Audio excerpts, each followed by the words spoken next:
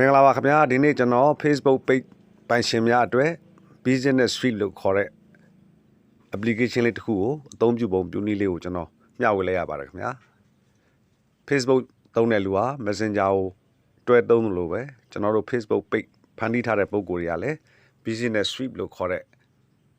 application လေးကိုအသုံးပြုရမှာဖြစ်ပါတယ်သူကမရှိမဖြစ်အသုံးရမယ့် application လေးတစ်ခုဖြစ်ပါတယ်ခင်ဗျာအရင်တော့ကတော့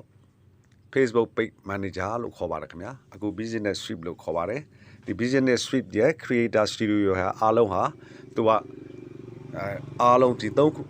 business suite ရဲ့ creator studio ရဲ့ကျွန်တော်တို့ Facebook page ရဲ့အားလုံးဟာဒါအားလုံးတစ် section နဲ့လို့ပဲပြောရမှာဖြစ်ပါတယ်ခင်ဗျာအားလုံးကိုအသုံးပြုတဲ့ application မျိုးတွေဖြစ်ပါတယ် Facebook business suite ကိုမသုံးရသေးတဲ့ပုံကိုများအတွက် Facebook business suite ဘယ်လိုinstall လုပ်ပြီးတော့ဘယ်လိုအသုံးပြုရမလဲဆိုတော့ကျွန်တော်ဒီနေ့မိတ်ဆွေတို့မျှဝေသွားမှာဖြစ်ပါတယ်ကျွန်တော်တို့ Play Store ကနေပြီးတော့သွားယူမှာဖြစ်ပါတယ်ခင်ဗျာ Play Store ထဲကိုဝင်လိုက်ပါပြီးရင်ကျွန်တော်တို့ဒီ search box နေရာလေးထဲမှာ Business Suite လို့ကျွန်တော်တို့ရိုက်ရမှာဖြစ်ပါတယ်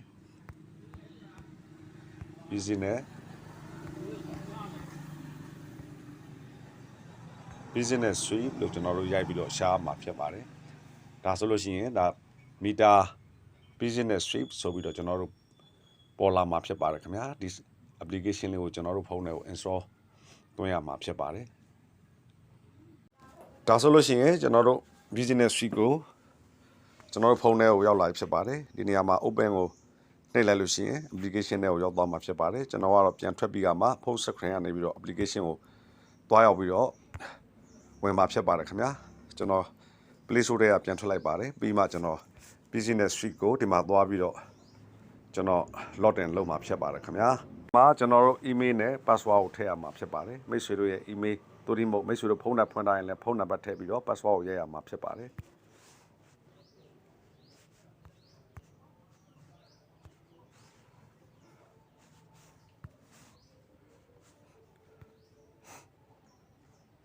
password ကိုထည့်ပြီးရင်ကျွန်တော်တို့ဒီမှာ login ကိုဝင်ရမှာဖြစ်ပါတယ်မိတ်ဆွေမှာဆိုလို့ရှိရင်တော့ဒါ sign up ဖြစ်မှာဖြစ်ပါတယ်ကျွန်တော်တို့ဒီနေရာမှာ code ပေးမှာဖြစ်ပါတယ်ခင်ဗျာ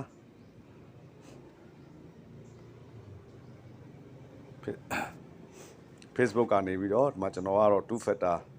လောက်ထားတဲ့အတွက်ကြောင့်ကျွန်တော်တို့ဒီမှာ code ပို့မှာဖြစ်ပါတယ် code ကိုတစ်ချက်စောင့်နေပါတယ်ခင်ဗျာဆိုရင်ကျွန်တော်ဒီမှာ code ပို့လိုက်ပြီဖြစ်ပါတယ်ဒါဆိုရင်ကျွန်တော် login ဝင်နေပြီဖြစ်ပါတယ်ဟုတ်ကဲ့ခင်ဗျာဒါ business suite application တွေကိုရောက်သွားပြီဖြစ်ပါတယ်ဆိုရင်ဒီမှာ start 2ဆိုတာကိုကျွန်တော်တို့နှိပ်ရမှာဖြစ်ပါတယ်အဲ့ဒါလေးကိုနှိပ်လိုက်ပါပြီးရင်ဒီနေရာမှာ next ကို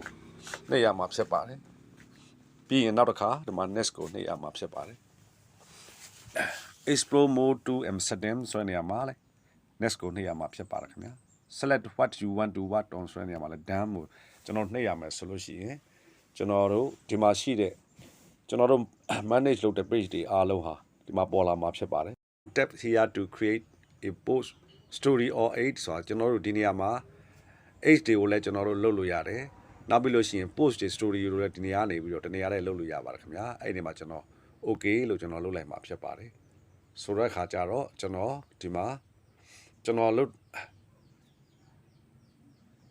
ဒီနေရာမှာလည်း okay ကိုနှိပ်ရမှာဖြစ်ပါတယ်ခင်ဗျာဒီဘက်မြေသုံးချောင်းနေရာကိုကြည့်လိုက်မယ်ဆိုလို့ရှိရင်ကျွန်တော်တို့ဒီမှာ create post တွေလုပ်လို့ရတယ် aid တွေကြည့်လို့ရတယ် aid တွေလုပ်လို့ရတယ် insight တွေလုပ်လို့ရပါတယ်ခင်ဗျာဒါကျွန်တော်မိတ်ဆွေတို့ကိုနမူနာအနေနဲ့ပြောခြင်းဖြစ်ပါတယ်ကျွန်တော်ဒီ page တစ်ခုပြင်ဒီဘက်တောက်မှာကြည့်လိုက်မယ်ဆိုရင်ကျွန်တော်လုပ်ထားတဲ့ကျွန်တော်စီမံနဲ့ကျွန်တော် manage လုပ်တဲ့ page တွေကိုကျွန်တော်ဒီမှာအားလုံးကိုဒီနေရာတွေကနေပြီးတော့ကျွန်တော် post တွေတင်လို့ရတယ် story ကိုလည်းတင်လို့ရတယ်ဒီမှာ advertise လုပ်မယ်ဆိုရင်လည်းဒါတွေကိုဒီ page တွေကိုတစ်ခွင်းကျွန်တော်လုပ်လို့ရပါတယ်ခင်ဗျာဟုတ်ကဲ့ဆိုတော့ဒီမှာကတော့ဒါကျွန်တော်ဒီကျော်သူရနိုင်ဆိုရက်ကျော်သူရနိုင် blog ရဲ့ဒီမှာတင်ထားတဲ့ post တွေကိုကျွန်တော်ဒီနေရာနေသွားကြည့်လို့ရပါတယ်ဒီမှာ create reel ဆိုလို့ရှိရင်လည်းဒါ reel video တွေကိုကျွန်တော်ဖန်တီးလို့ရပါတယ်ဒီမှာ access ပေးရမှာဖြစ်ပါတယ် message တွေကိုလည်းကျွန်တော်တို့ဒီမှာတစ်ခုချင်းပြန်လို့ရပါတယ် comment တွေကို တစ်ခုချင်းပြန်လို့ရပါတယ်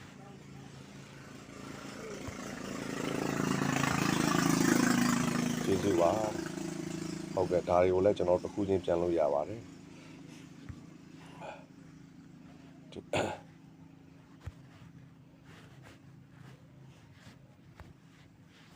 ဒီမှာလည်း message ပို့ထားတာရှိပါတယ်ခင်ဗျာအဲ့ဒီ message တွေကိုလည်းကျွန်တော်ပြန်ပြီးလုပ်လို့ရတယ် comment တွေလည်းဒီနေ့ကနေ reply ပြန်လို့ရပါတယ်ကျွန်တော်တို့က post တစ်ခုခုကို create လုပ်ရှင်တယ်ဆိုလို့ရှိရင်ဒီမှာ post ဆိုလို့ရှိရင် post ကိုကျွန်တော်တို့တင်လို့ရတယ်ဒါ Facebook မှာလို့ပဲ Facebook application ထဲမှာလို့ပဲကျွန်တော်တို့သွားလို့လုပ်လို့ရတယ်နောက်ပြီးရင်ဒီမှာ reel video တွေ photo တွေ story တွေအားလုံးကိုလည်းကျွန်တော်တို့ဒီမှာလုပ်လို့ရတယ် live လွှင့်မယ်ဆိုရင်လည်း live ကိုကျွန်တော်တို့ဒီနေရာမှာ live လွှင့်လို့ရပါတယ်ခင်ဗျာဟုတ်ကဲ့ဒါဆိုလို့ရှိရင်တော့ဒီ permit ပေးရမှာဖြစ်ပါတယ် when using the app ဆိုတဲ့နေရာလေးကိုထောက်ရမှာဖြစ်ပါတယ်